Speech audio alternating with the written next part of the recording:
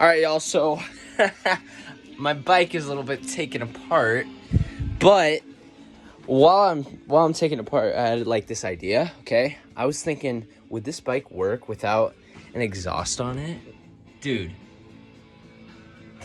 I don't know. Well, you're about to find out. This is a 1982 Suzuki DR250. So let's see if this thing works without a exhaust, and if it does, what it's gonna sound like. Cause I'm kind of curious. All right, here we go. Dude, this is gonna be so weird.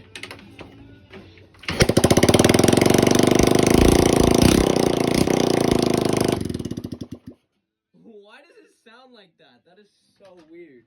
He's like, bleh, bleh, bleh. Bro, well, there you have it, guys. That's what it sounds like. That's kind of weird, ain't it?